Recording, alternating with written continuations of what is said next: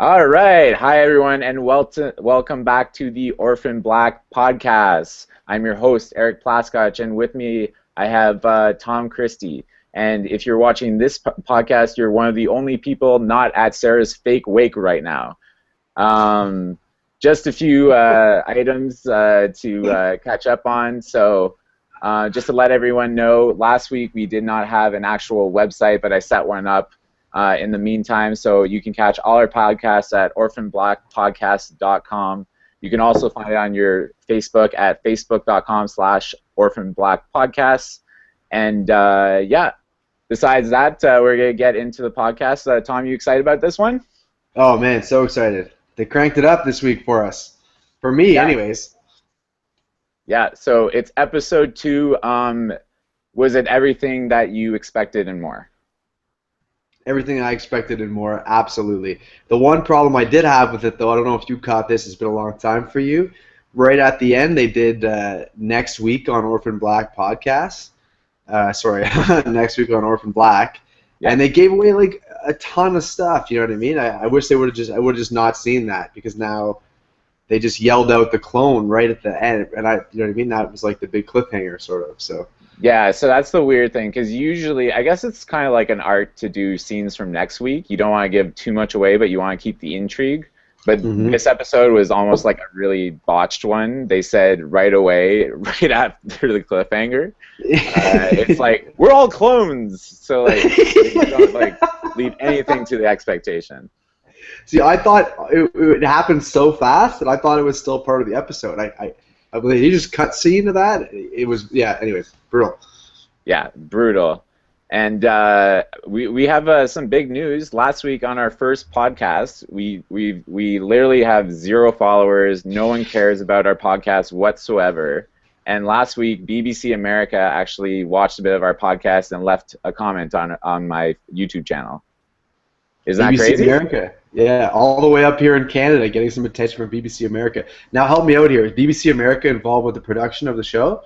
Yeah, so they are, like Temple Street Productions is the one that produces the show, but I think BBC America backs it financially, and that's the actual network that shows it down in the States, I believe. Okay, so is BBC Canada involved as well? Yeah, BBC Canada and BBC America are pretty much the same thing. Although BBC Canada, do they have a network up here? I know them as the online property, but I don't know if they actually have like a television network. So I think that's why they use space. I've never seen the channel. Yeah, they're all involved somehow. I know BBC America is involved in the show, and they put a comment up on our YouTube channel saying, "Love the podcast, boys." Hashtag Clone Club. So they actually botched the clone twist before the actual show did. I guess in fairness to them, I am very, very, very, very far behind the 8 balls, so it's not really fair. Anyone who cares about the show already knows that it's clones. But also, I did guess last week before I knew anything about clones that they were clones, based on how sick that German twin was. So. Yeah, I tried to not give it away, but I don't think I had the best poker face. No, it's not fun. I knew what I was signing up for. Could be clones. Who knows? And then I actually commented on the BBC America post, and I said, "Oh, thanks for the post, BBC America." And then they removed the comment. So my post was just like alone there for a while. And yeah, I don't know what happened, because then they reposted it. So I'm not sure if BBC America is on the fence about us. They don't like what we're doing, but they're intrigued. I don't know. What do you think's going on with BBC America right now? My initial theory was that they listened to the podcast, and while they were listening in the early minutes, they left a little comment while they were listening. Hey, cool podcast, guys. Keep up the good work. And then we got into like our in-depth breakdown of Paul's butt cheeks, and then they probably went, "Uh-oh," and they removed the post. These guys are weirdos. And then they probably had a big board meeting, and all the CEO of BBC America and everyone in there around the board meeting, and they're like, "Guys, what are we gonna do about this post?" And they had it up on them, and they said, "Okay, you know what? Butt cheeks talk is okay." And they said, "Put the post back up." That's exactly what I thought too. I think That's my theory. we're completely in sync on this theory. I think they broke it down how many times we said the word buck cheeks. I think it was under 20 times, and they're like, you know what, under 20 times for the word buck cheeks isn't too bad, and we keep Yeah. it family friendly. I think. I agree. I think they probably flew the CEO back from like Milan. Like, we have an urgent meeting here. We need you here. They flew him back. They played the podcast for him, and he reluctantly signed off on it. So Yeah. Okay. So, all right, let's get into the podcast because this was a great episode. Thrilled about this episode. Lots of stuff happened. And I'm just going to give a recap of kind of what happened on the previous episode. So, initially, that was the pilot. Sarah tries to pull this con off for 75K after she sees this girl, Elizabeth Child, kill herself. It turns out that the girl, Elizabeth Child, is a cop, and she's kind of all tangled up in this statement about a murder that she had, and then you see another clone show up, Katya, and she gets sniped. And then the final scene of the podcast, the pilot, was the two phones ringing. So let's pick it up right there. So initially, Sarah's kind of in the car. She picks up the phone, and you hear the woman. There's a woman on the other side of the phone. She's asking about the German. Sarah then tells her the whole scoop of how she's dead and things like that. And then it turns out that the woman on the other side of the phone says, it looks like they're actually all trying to kill us. So initially, when you heard that, what are you thinking? well, they also mentioned that they had followed her over from Europe. So initially, I wondered, who is they? Were they all over the world and following these twins around? So I didn't really have a good idea. It just sort of filled me with more questions.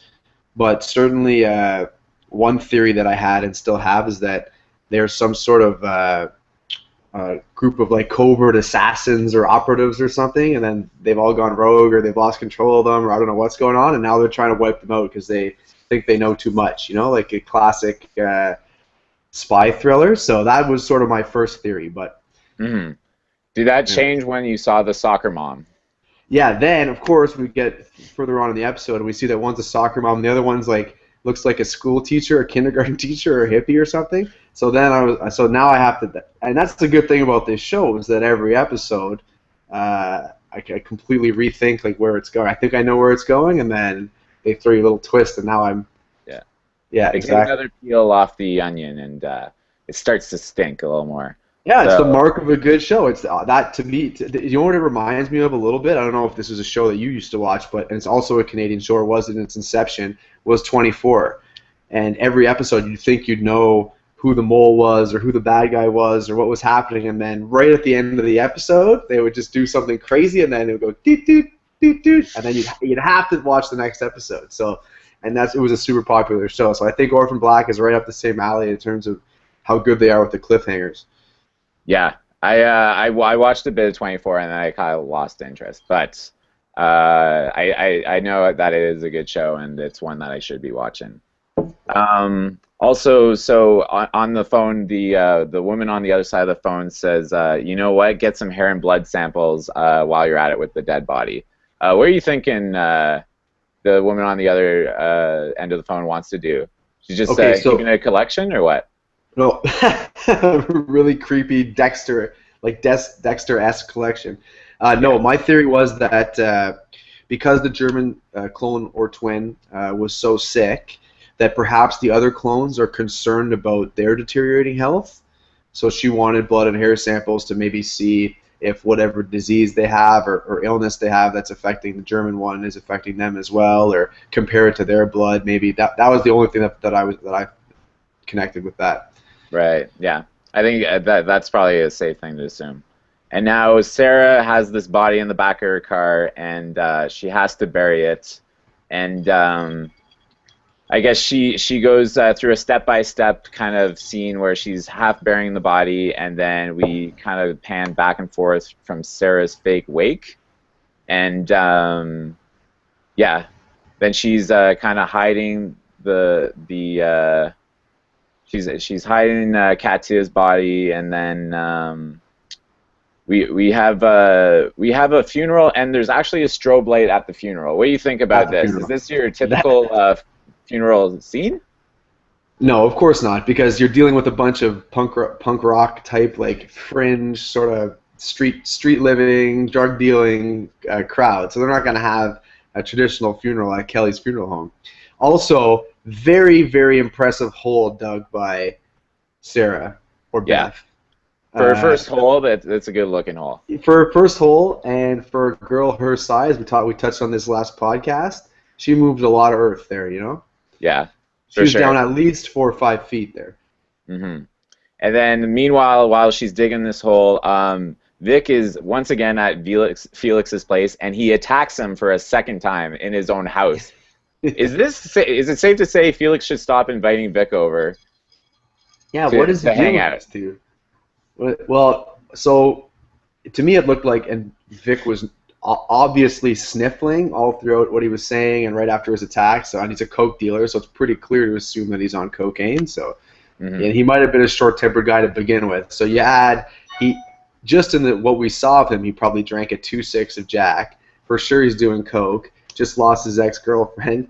Man, that guy is a volatile commodity. You probably don't want to be telling him it's your fault and crazy. I mean, Yeah, he stopped, but I think in the real world, the coked out coke dealer would just probably kill you. yeah. He's in a downward spiral, and he's in a pretty dark place. But yet he's the last one to stick it out at the wake. He's there at like Yeah. 6 a.m. in the morning. I was pretty impressed. Felix threw down that huge shot of Jack, no problem. Yeah, When he Felix. poured in that huge glass of Jack, Felix just hammered it, and that was at like 9 in the morning. Yeah, and then actually I missed this when Vic attacks Felix. We have a mix of a punk rocker and Elvis wearing a bolo tie, and he Yeah. breaks up the fight.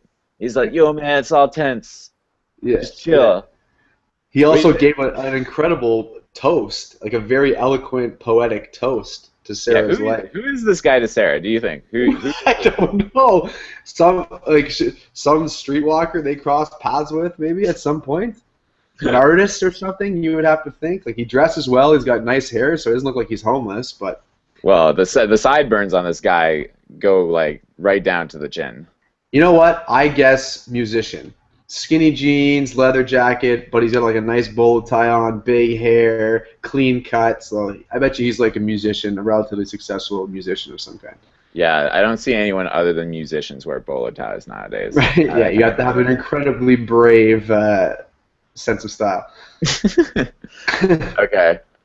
So okay. So next, Sarah, you see Sarah, and after this whole wake thing, she's really stripping the car down. Actually, before that, she starts stripping the body, Kate's body down, and she finds a key to the Carlsboro Hotel, and then she buries the body, and she doesn't get the hair and blood. The one thing that this girl on the other side of the phone asked for. So what are you there's what are you blood thinking there. at this point? What's Sarah's motives here? There was blood everywhere, and hair was.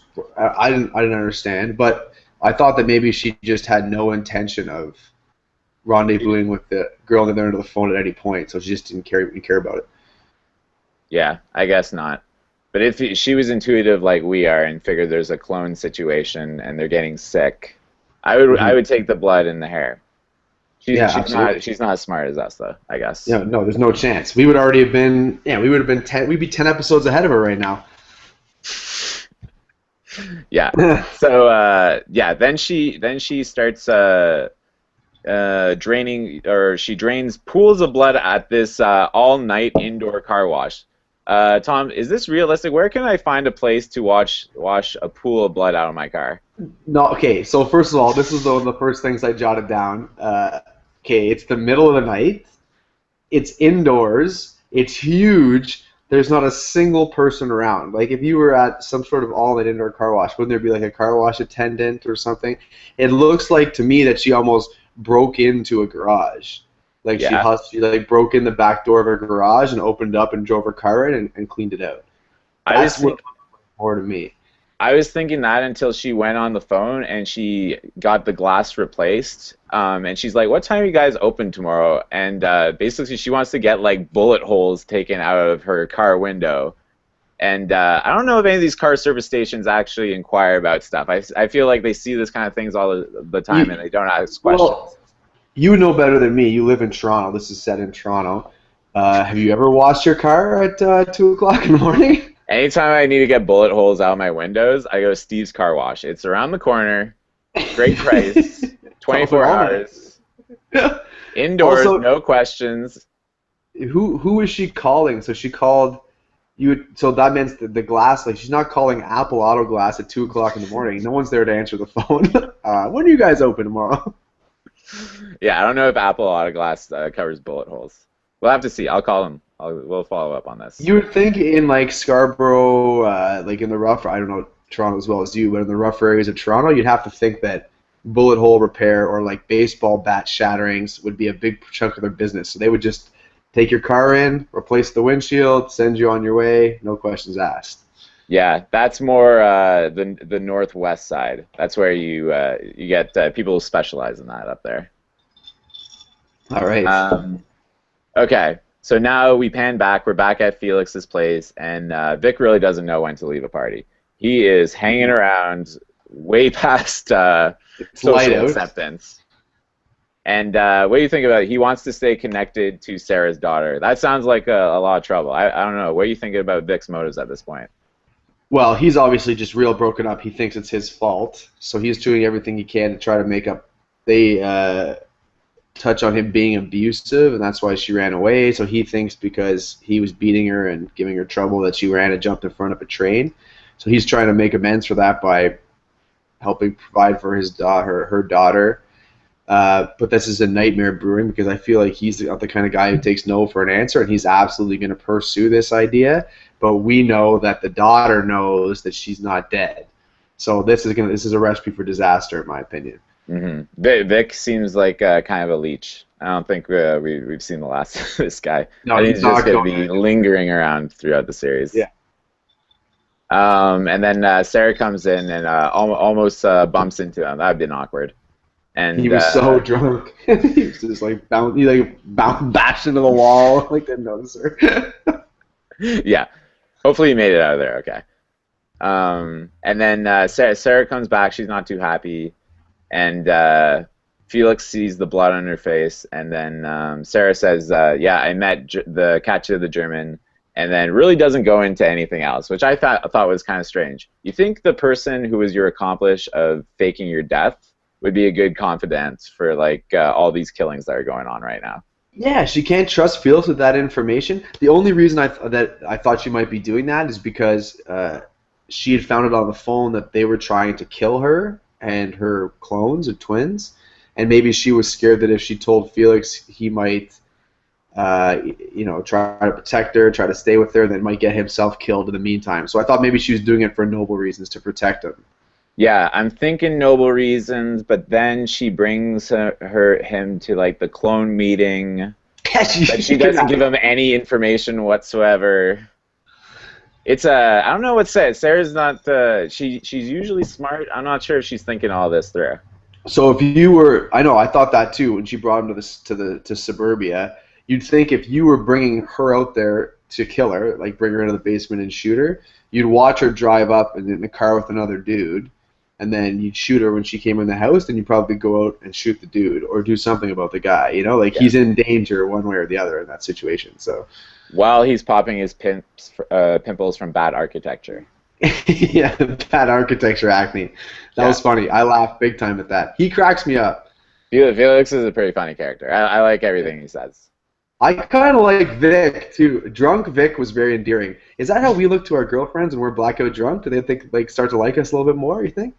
I think no one likes Vic when he's blackout drunk. Vic is like, that drunk chick that you want to, okay, I think it's time you go home. And she's like, yeah, I just, but it's your shots, whatever.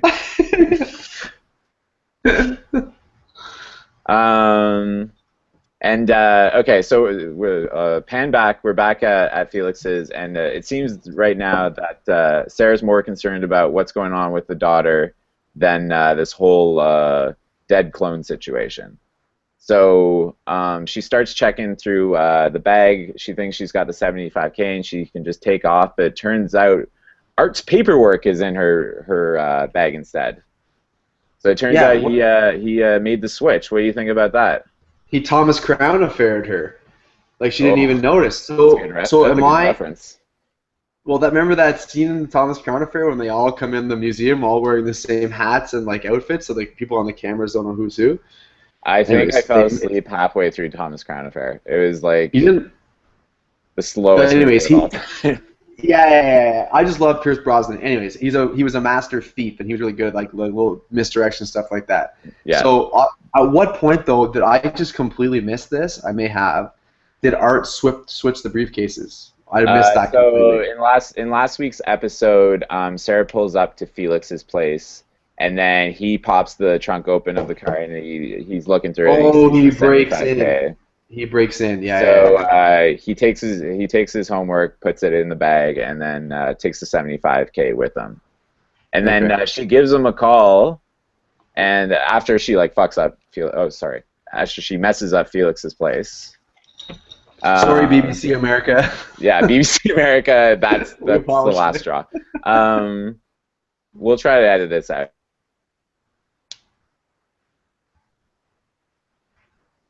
Hello? Just me? We lost him there for a second. Or what? Eric, there you are. Welcome back, brother. Oh, did I just pan out? We just had a little freeze, yeah. Okay. So You're I'm back. not sure. I'm not. Are you still getting me or what? Yeah, I got you. Okay, let me just open the door, and we're back. Okay. So the last thing that I heard was you said we were going to try to edit that for BBC America. Yeah. So anyway, basically, Art calls her, or she calls Art, and he's like, "You're not leaving town. I got the money." And he opens this drawer, and it's the cleanest drawer I've ever seen in my life. Yeah, this There is guy's a nothing neat in this freak. drawer but 75K in a brown bag. Do you think He's all, are most cops this way? he's also sitting at his desk in a suit at 6 a.m. And Yeah. Why is all it at 6 around a.m.? him, all around him are tons of people. Everybody's in the office at 6 a.m. I don't know what kind of crazy office this is, but they're all there. Like, and he's at 6 a.m. Whether I've been up all night until 6 a.m. or I got up to go to work for 6 a.m. I do not look like he does. Looks like he's been up for 2 hours, but you know what I mean? I Yeah. thought that So was a he's little up crazy. at 4 a.m. He takes his shower, gets his Yeah. shit, gets dressed. Shaves his perfect chin strap. He's got one of those like little perfect facial hair chin straps going Yeah, on. yeah, yeah. And then off to work, hangs out for a bit. He's waiting for this call, so he's there at 5:30 at least. Yeah, yeah, yeah. Yeah. And then he says, "Okay, let's go to Fung's," Fung's is just a ridiculous name. And she's like, "Fung's," and then we never really follow up on Fung's. Is Fung's the name of the restaurant? Yeah, I guess. Have you been there? Is it a Toronto restaurant? I thought I'd ask I you. don't know. Do you think they specialize in fungi, like mushroom-related dishes? But it's a really weird name for I'm assuming it's a Chinese food restaurant. And a lot of the times these Chinese food restaurants lose some stuff in translation and they accidentally name the restaurant like Hung Men or something like that because they don't know Hung what men that. and Fung's? Yeah, they don't know. Well, there's a Hung Men in Ottawa. That's like a running joke out by the Cherney's house. Hung Okay. Men. It's a Chinese food restaurant. So maybe they just didn't know like how gross the word fung is. Also, have you ever Okay. been to the Carlsborough Hotel? Is that real? No, I don't think. I think all those are like made-up places. I've never They're all seen made them up. like walking around in Toronto.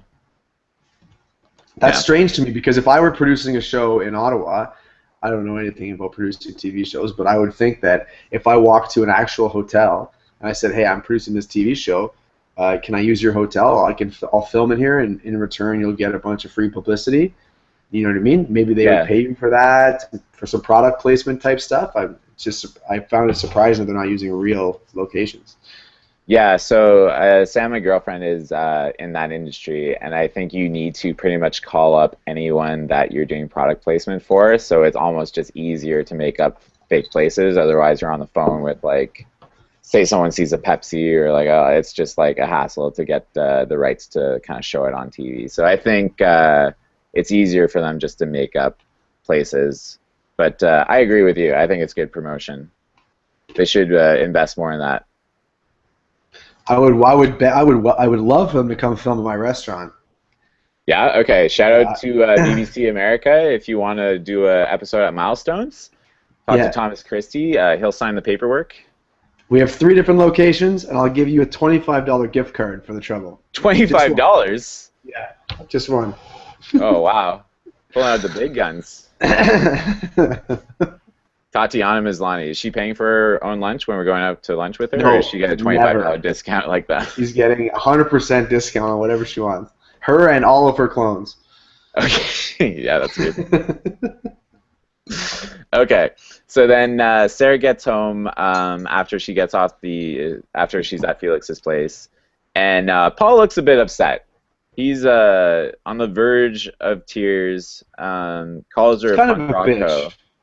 He's kind of being a little, for a guy his size, He's kind of being a little sensitive. bitch. Yeah, yeah.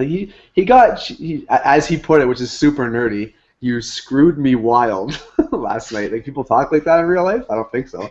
Screwed me wild? You never use that Screwed expression? me wild. No, screw me wild, babe. The Paul sweet talking is bringing a smile to my face.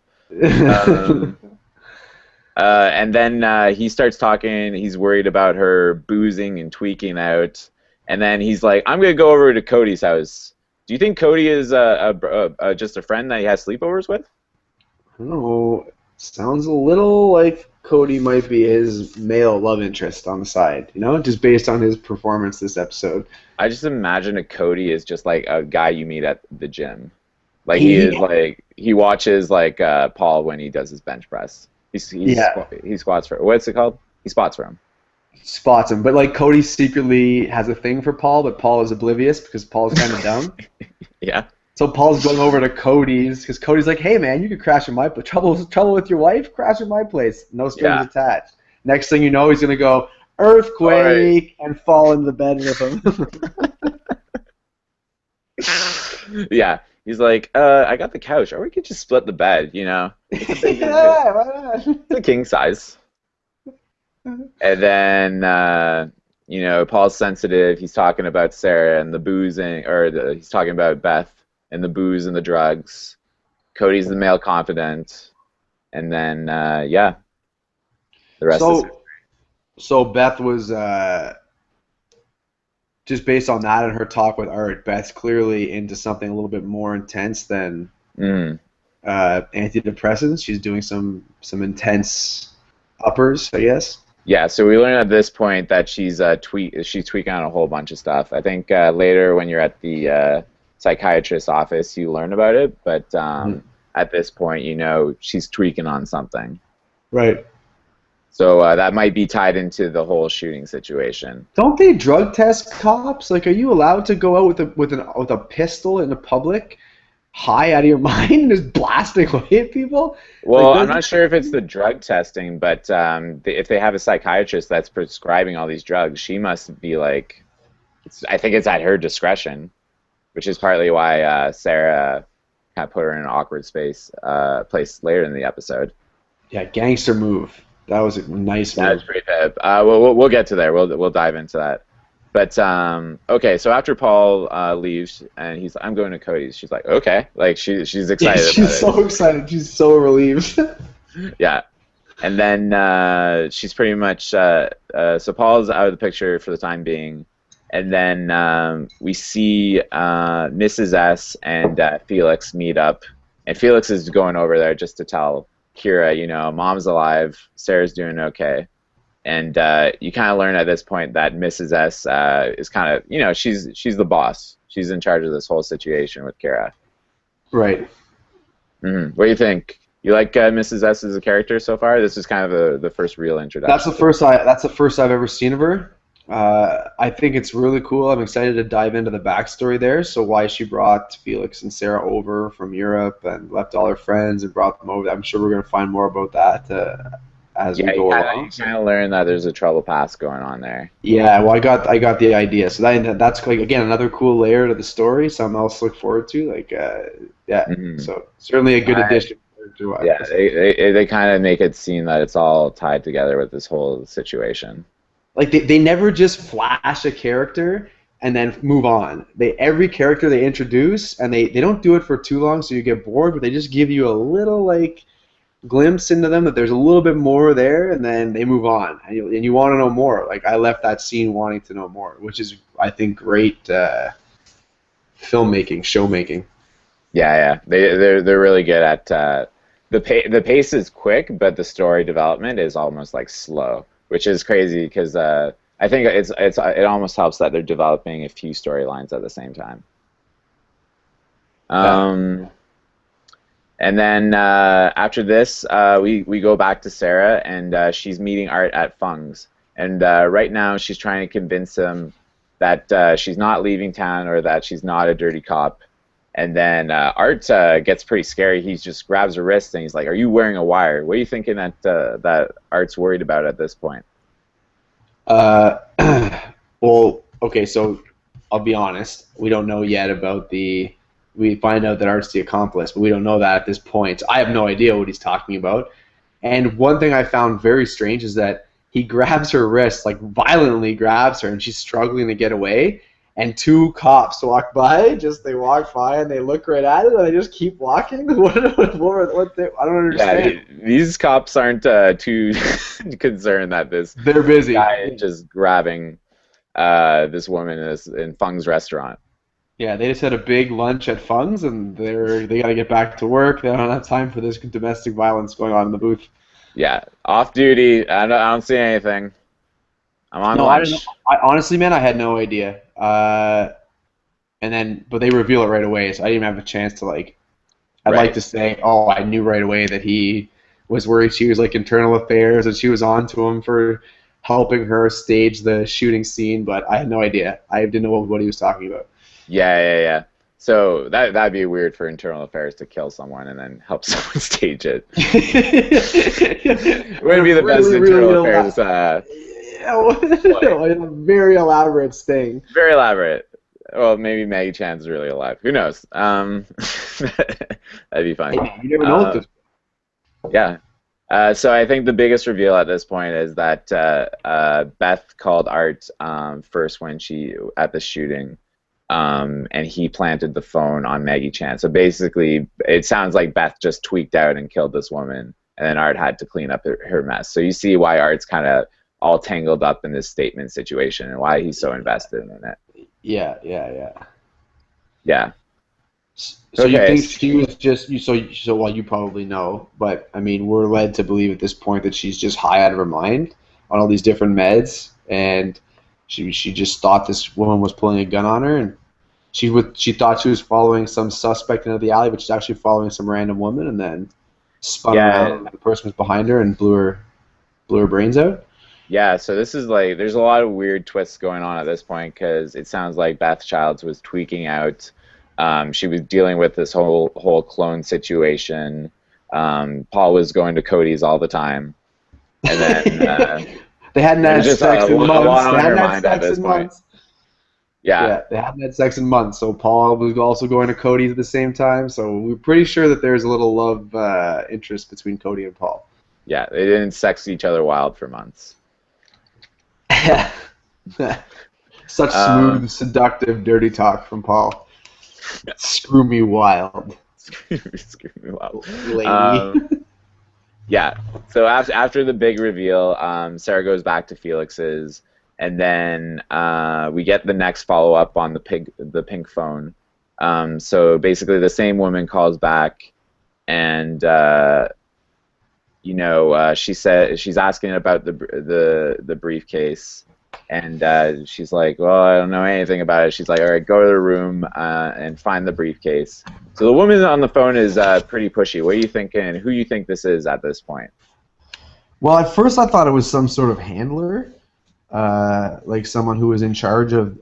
I still subscribe to the covert assassins or like secret operatives plot at this point. Right. I thought it was maybe they're like their little boss telling them what to do. So that's still what that's the assumption I was operating under at this point. Mm-hmm. Okay, and then Sarah goes along with it. She's interested in getting to the bottom of this whole situation, and Right. basically she does another imitation, a really good job, and she imitates Katya, and then heads over to her place. And it seems when we first get there that Katya's place is ransacked, and you see like a plastic doll missing a head, a Bible, and a Yeah. bunch of red hair. Really, really weird. Weird But like ransack. really cool scene with I like the impersonation and that whole like how she handled that. I thought that was pretty good. Oh, down at the desk? Yeah. So this Yeah, is a great pretty tense. scene. This is a pretty tense moment. You try to figure out if this card is going to work for the $6,000 damage that she made to her room. Yikes! And the guy, the hotel guy is playing it off pretty well. He's like, "Oh, must have been a crazy party, eh?" He must be used to that stuff. Destroyed her hotel. He doesn't even care. Yeah. Honestly, if I were her in that point, instead of acting like, oh, rock and roll, I trashed it, I would have gone there, and when they knocked on the door, I would have been like, my room is trashed. What happened? I'd have pretended like I just got back and my room is destroyed. You know what I mean? Yeah. Wouldn't that have been a better way out of it? Saying somebody kicked my door in and like ransacked my room. Yeah, that's the way I would have gone. But actually, I didn't think of that till you just mentioned it. So now I probably would have done what she did. Yeah, like I would have But, come back. Yeah, just say, oh, I hope her credit card has enough room for $7,000 charge on it. Because what if the credit card gets declined? Then they're going to call the police, and then pretty much right? she storms out of there. But the big thing is she doesn't get the briefcase. So that's the big exchange. She got to like hope that it goes through so she can get this briefcase that the woman on the phone is talking about. Right. Mm-hmm. So next, after it goes through, she does a little celebration. It was funny the way she played that off. She like celebrates and she's like, "Okay, let's just get the briefcase." And then you see Sarah in the parking lot smashing it open. And inside the briefcase, we find blood samples from Danielle Fournier, X-rays, and then you see passports for more lookalikes who are Australian, Italian, and French.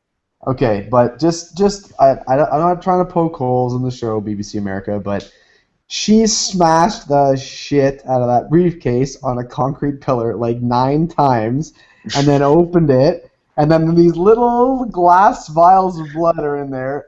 Fine, none of them cracked or broken or anything. Like, what kind of briefcase is this? Samsonite? I don't know. What do you Really think? heavy duty briefcase. Remember, like she was tomahawk slamming the briefcase on the concrete. Yeah, I don't know. Well, they looked well packed. I don't know. That's of all the plot holes, that's one I can live with. You'll let that one slide, eh?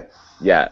And then also she finds Allison Hendricks's address in the briefcase, and we get a concrete answer where this is set. So this is Scarborough, Ontario. It's in the briefcase. She's like, that's practically local, so you know she's living in Toronto. Okay. Mm-hmm.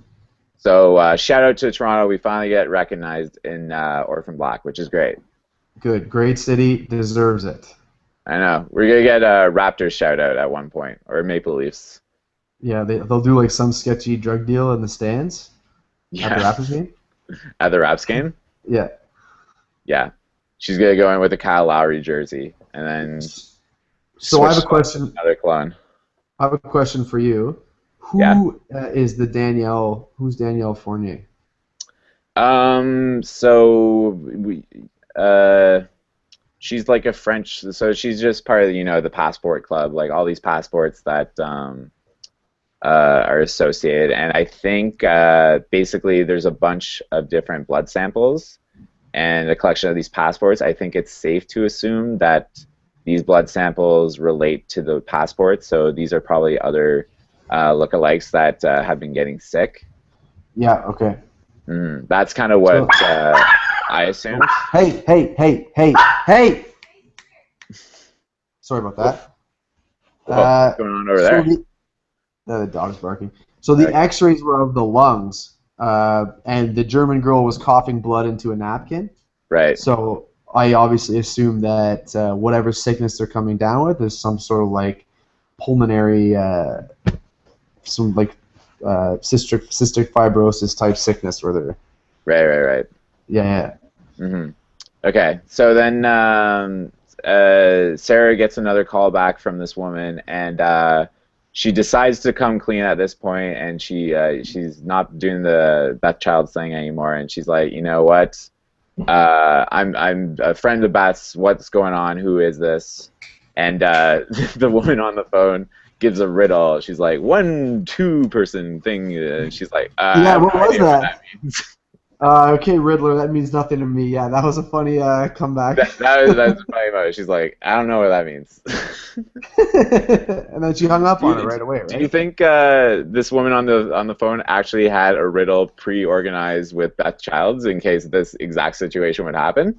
Well, maybe they have one like amongst all of them, right? Where if you're not sure if there's someone trying to acting as like an imposter on the other end of the line, you spit out the riddle, and if they can spit it back to you, then you know it's the real person. If they can't, then you hang up. You know what I I mean? see. Yeah, I guess that's a good system. It's just it seemed like such a silly riddle, and it seemed to like tie in with twins and clones too, Yeah, which made it I more can't. ridiculous. I can't remember it. It's like one breath for all of us, or so. I can't. I wish I could remember it. I can't. I Yeah. wish I could remember the toast that the rock star bolo tie musician said to at the wake. That was really deep and poignant. Yeah. Well, we'll figure it out. Well, that's for next time we hear things we like, we'll write them down You should so jot we them can down. actually analyze them in a proper way. Yeah, or we'll get our fans to tweet at us. We have to get a Twitter. We'll get a Twitter account. I'm excited for like the one fan. I think like it's gonna take one who's gonna be like a diehard. Yeah, It'll be like Flight of the Concords. it'd be fun to do. We could do like Twitter answers or whatever, so people could tweet in like during the week, and then we could read the tweets on the air. Yeah. Okay, I Tweet think us we're their getting ahead favorite of pieces ourselves at this point. of No one's tweeting us yet, so let's it's gonna be a long time before we get that going. yeah, we're fantasizing right now. Probably no one's ever gonna listen to this, which it would be even funnier Hey that we're man, like fantasizing about a Twitter following. nothing ventured, nothing gained. Oh, that's true. Okay, that's wise. That's like Elvis Costello's toast at the beginning of this episode. Elvis Costello. That is who we look like. Yeah, Hipster, a little more um, modern hipster Elvis Costello. but aged in a poor way. Okay, so next we see Sarah, and it seems that she's staking out Allison's house in Scarborough, and we find out that Allison is a soccer mom, and basically she's going to cut the orange slices, and Sarah kind of barges in, and then there's a bit of confusion on the briefcase. So what are you thinking at this point? She's like, "I have your briefcase." She's like, "But I don't care about the briefcase." So Thought what are she's your the thoughts at one. this point? I was really confused. I thought she was the one who wanted the briefcase. Also, it was weird that she went in the shack to cut the oranges. Like every soccer game I ever played as a kid, the oranges showed up to the field already cut. Like you didn't bring a bag of oranges with you to the field and then cut them in the shack and then put them in the Tupperware and then carry them out to the field. They were already It cut when seems you like got she them. was the coach too. It's not like she's the typical mom who's like on orange cutting duty. Yeah. Well, So yeah, she seemed like she was heavily involved in the practice, and then at one point just yelled, yeah, "Go!" and just go waved do her it. arm. Go do it, and then take the oranges in the shack and cut them up. It's like, And then coach, there we're was done the also drill, and she's like, yeah, really get over there. convenient back door to the shack too. Like the shack, that little shack had two doors, Yeah, one on the front and one on the back. very convenient, Shaq. And she like waved the knife around so ominously. She also seemed like she may have had some sort of martial arts training. The way she pinned Sarah up against the wall. Like remember when she first walked in, she like rammed her up Yeah, against the wall. Like it looked like she had some sort of. So that was I still despite her being a soccer mom, I'm still heavily invested in like the secret assassins plot. You know what I yeah. mean? Like Okay. you know what I mean? Almost like think of like a Born Identity, Treadstone type thing, right? Where they're like enhanced genetically, so they're smarter and Okay. stronger and faster. And they got these secret identities as like a soccer mom and like a hippie with Yeah, it's okay. and then like say whoever's controlling them can activate them at any time and get them to do something. Because if you think about it, Sarah's pretty smart, Hmm. right? And she also, we know that she knocked Vic out in episode 1. We know that she knocked him out with an ashtray. So she's obviously like strong too. So Right. maybe, and she hasn't realized her power yet. Anyway, just a theory. Okay. Well, yeah. We'll. I'm not gonna give anything away right now, No, I so I'm appreciate just that. gonna let you entertain your theory. Good. Okay. So then, after this whole showdown happens with Allison, and she's like, "You know what? I'm not telling you anything. You're gonna have to wait for the call." She's like, "Well, I'm out here," and she's Give like, me a hint, like you bitch. What's wrong with you? "Yeah." And then pretty much Sarah's like, "Well, okay." And then immediately after, she gets a call from Art, and we learn that the shrink has taken her off duty, and she has to figure out how to get back on duty so she can give the statement and get the 75K back. It's all about the cash. Yeah. So we kind of go to we go back to the shrink's office, and because of the way Sarah handled the shrink in episode 1, she was trying to get information from her. So she said, "Oh, I have a glitch. I can't really remember what happened." Now the shrink is taking her off duty, and she desperately tries to get back on duty and puts her really in an awkward place by saying, "You know what? You're giving me overlapping scripts. They all don't make sense, and I shot a civilian. How does that look on you?" So this is like when you see like Sarah has like a really smart badass side to Yeah, herself, which she's I a love. badass. She's smart. And so I guess, but obviously the Beth, who was the dead Elizabeth Childs, the dead previous Sarah, Yeah. also was smart because she was forcing this psychiatrist to give her the pills that she wanted, right? So Hmm. she was resourceful too. So it's a very cool storyline when they get the shrink involved. Yeah. So then you see that Sarah's back on duty, and she makes the statement, and it seems that it goes really well. The verdict isn't out if they accept it or not, but Art's still gonna hold on to the money until she gets reinstated. So can you shoot an unarmed civilian and then go to a hearing and then go back on the streets? I That's something guess. that can happen in Ontario? I guess so. I'm not All sure. right. All right. So the one thing I can remember is there was a shooting on a streetcar where a guy was holding a knife, and then like the cop like I think took him down. He like shot him and stuff, and pretty much like the media ganged up on him. Like everyone ganged up on him. Like there was no way this person was gonna get reinstated um, for shooting someone an unarmed civilian. So. I'm not sure what the protocol is on that. I definitely wouldn't think you could give them like their gun right away or something. If anything, you put them on like a desk job. Right. So is there any that was my first question. And then I thought, is there any way that is Maggie Chen involved in this somehow? Like is she a suspect? Is she a completely innocent bystander? That's yeah. Well, those are good questions. I'm not gonna give you Okay, anything, okay, but well then yeah, okay, no, so that's fine. So then that may make more sense. If she's involved and then maybe there's a reason, okay, then that's fine. All right, well I'll wait till the next episode. That's good. Good to yeah. know. And then so we're coming to the close of the episode now. Basically, after this whole thing goes well, Sarah drags Felix out to suburbia, and he's getting bad acne due to the poor architecture, which is a really funny line in the show. Yeah, yeah, he's a beauty. Yeah, and Sarah's still not going to tell him what's going on. Don't you think if you're going into this questionable place, you tell him, this is like my identical twin, and I'm just meeting them. You got my back. Instead, she's like, just get my back. He's like, what does Yeah, that mean? or just so someone knows where I am. At least have some sort of plan. Say, look, if I don't come out in 20 minutes, Yeah, come in after me or something. Give him some. He's just gonna sit there with no. What? He sit there till 3 o'clock in the morning, and then what? start going Yeah. in, looking around. Like yeah. How long would you wait if you're Felix? I think I'm waiting an hour tops. Yeah, well, I can't believe she left without any sort of actionable plan. Like, say, look, if I don't come out or call you or text you in 20 minutes, come in or call somebody or do something, right? Like, have some sort of plan so you have peace of mind and Felix has peace of mind. At this Mhm. point, nobody has peace of mind. She's going into an unknown situation, and Felix has no idea what's going on. He's going to sit there for an indeterminate amount of time. Like, it's crazy. Yeah, not the best planning by Sarah. She goes from scenes where she's super smart and then things where she might want to strategize a bit more. Yeah, we would be a huge help to her, I think.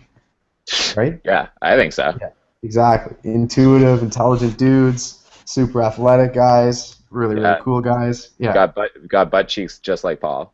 exactly. Paul and Cody are out of the picture. Maybe one of us dates her for a little while. You never know. Yeah, exactly. And then I guess the big reveal at the end of the episode is the next clone, which you find out is Casima, who is she's got the nerdy dreaded kind of stoner look going on. Yeah, she's a She hippie thing on. Yeah, and she tells you that she's the one on the phone. So how do you think Casima is involved in this whole thing?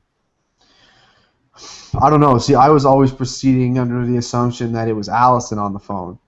Uh, so I don't know, and I can't wait to find out. Uh, I am completely in the dark on this one. So good Yeah, job, Orphan Black. I'm in the black. no speculation whatsoever, eh? Yeah.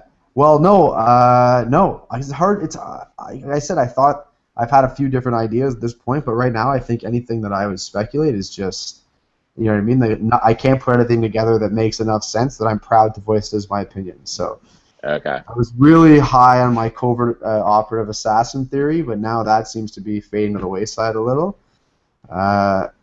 And I feel like all these girls may have just woken up in orphanages somewhere, and then maybe bumped into each other along the way. Or no, that's not true because it seems like they have guidelines, right? Because she was like, "This is my neighborhood." Remember, as if like you're not Right. allowed to come into my neighborhood. So that theory doesn't even make sense. Honestly, man, I'm in the dark, and I can't wait to find out more. Okay, so next is episode 3. We're gonna try to recap that sometime this week. I think we're both busy tomorrow, but I'd like to get another episode on the books sooner rather than later because we missed one last week. We'll find some time this week for sure. We'll figure it out. So yeah, really good episode, good recap. Thanks Really again, good. Tom, and thanks to all the listeners. Tom, you want to give your Twitter handle in case we got that Twitter following that you were talking about before? At Tommy Two Tables, TWO for the two part. If anybody's interested in a once a month comical tweet, I'm your guy. And then I'm at eplaska, and I don't tweet whatsoever. So you can just follow me for my status. So I can say that I have over 10 followers. Orphan Black Podcast Twitter account coming soon. No, I don't think I want to do that. So we got the Facebook site, and then to anyone out there, I'm gonna figure out how to get the RS feed going. I'm not too technical a guy, but I will figure it out in a few short weeks so that you can download all these on iTunes and listen to them at work. In the meantime, if you go to the pages where these are displayed, there should be an MP3 download on each page. So just download that and then put it on iTunes, and you can get it on your computer that way. Okay, thank you for listening, everyone. Eric, have a great evening, and I'll talk to you soon. Yeah, talk to you soon, buddy. Okay, bye, guys. Bye.